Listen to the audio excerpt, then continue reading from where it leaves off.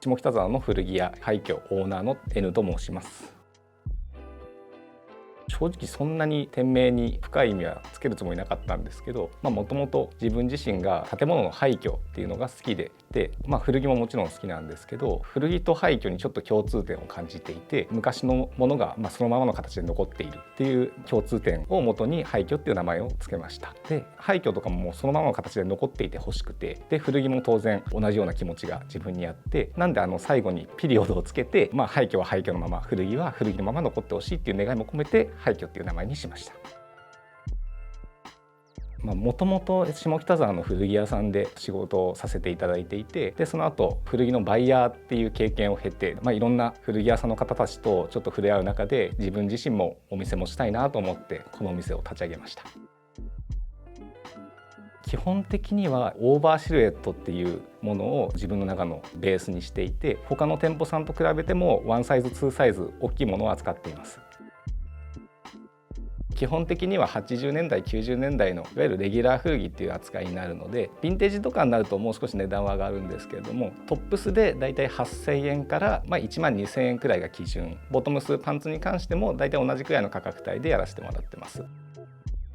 キングサイズは自分がオーバーサイズ好きっていうので、よく選ぶアイテムではあるんですけど、ただキングサイズであればいいとかではなくて、キングサイズの中でも素材感によってはただ大きいだけごつくなってしまうだけっていうのが結構多いので、その中でもしっかり自然にドロップしてくれる落ち方が出てくれるっていうものをベースに選んでるので、初めてオーバーサイズ着るっていう方でも、着慣れてる方でもさらっと着こなせるようなデザインのものを選んでるつもりです。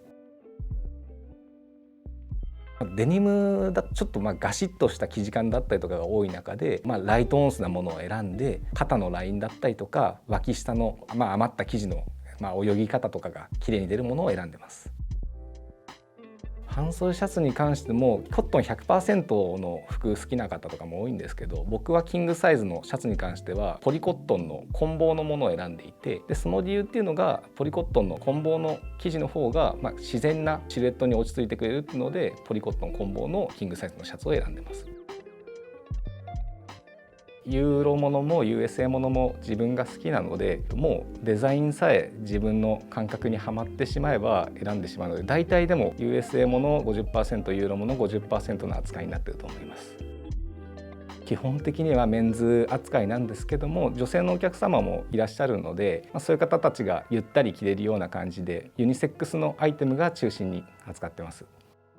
18歳から22歳の大学生の方たちが一番多いんですけども、若い方たちだと本当中学3年生の子も来たことありますし、上の方だと30代超えてる方もいらっしゃいますし、ただ中心としては大学生さんが多い印象です。基本的にはホワイトベース白基調にはしているんですけども、一番それにした理由が、ちょっと不気味な階段をちょっと登っていく変わった立地にある店舗なので、そことのギャップを狙ったっていうのが一番大きな理由になります。一応アンティークも自分が好きだったので、アンティーク調のものは選んでるつもりです。白基調でちょっと無機質ではあるんですけど、ちょっとアンティーク入れることで少し温かみのある空間っていうのを意識して作ってます。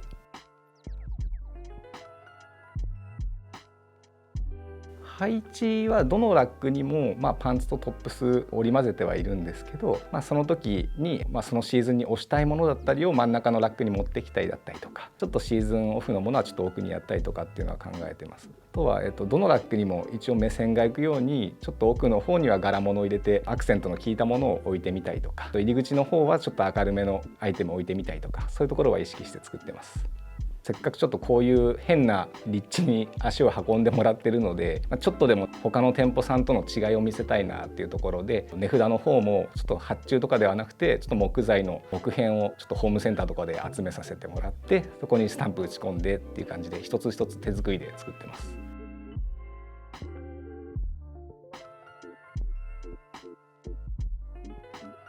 大学を卒業してからずっと下北沢っていう街で仕事はしていたので、一番思い入れがある街だったので、下北でお店やりたいなっていうのが一番強かったので、下北沢に選びました。